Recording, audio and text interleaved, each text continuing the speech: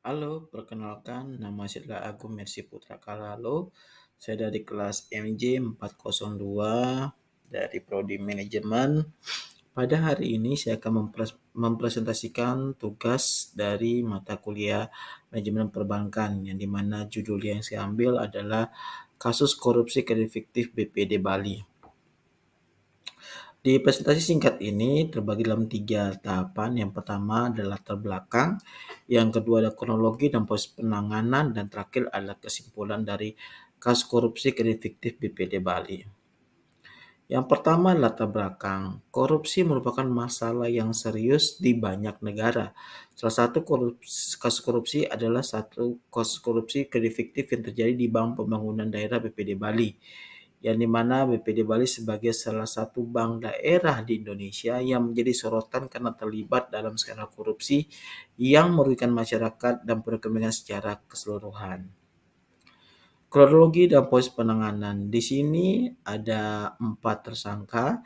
Yang pertama Imade Kresna alias IMK, Dewa Putu Sukadana alias DPS, Sri Wahyuni alias SW, dan Iketut Budiasa alias IKB.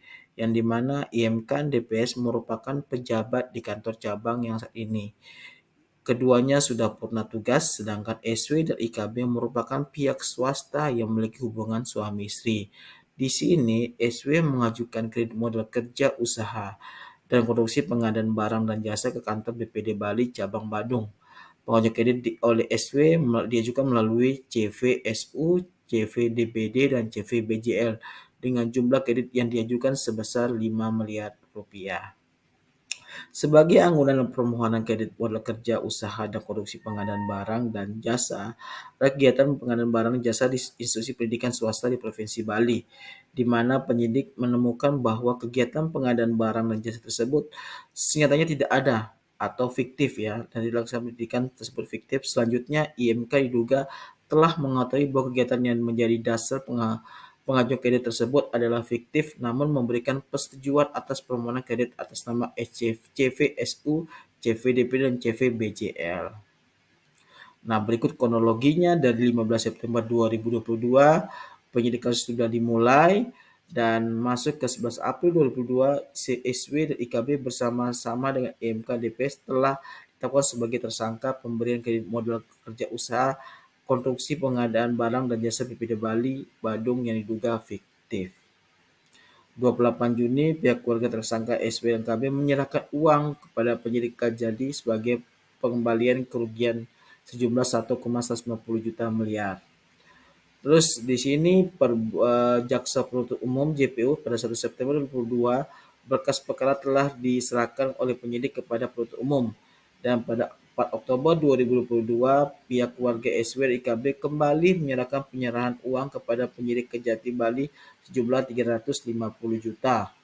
Dan terakhir di sini di 14 Maret 2023 terdakwa Putu Sukadana, terdakwa Sri Wahyuni dan tersangka Sudiana 1 tahun 6 bulan penjara, sedangkan untuk mantan Kacap DPD Badung Kasna dituntut 2 tahun penjara.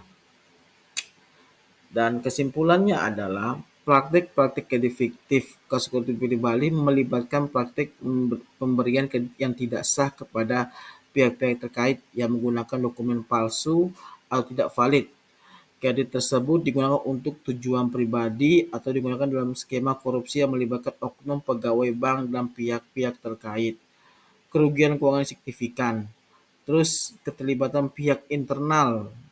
Dan terakhir, jaringan korupsi yang rumit. Korupsi kasus ini mengungkapkan adanya jaringan korupsi yang rumit yang melibatkan oknum pegawai BPD Bali, pihak pemberi kredit fiktif, dan pihak-pihak lain yang terkait.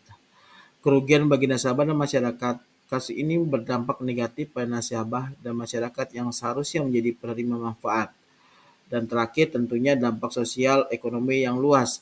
Kasus korupsi kredit fiktif DPD Bali memiliki dampak sosial dan ekonomi yang signifikan.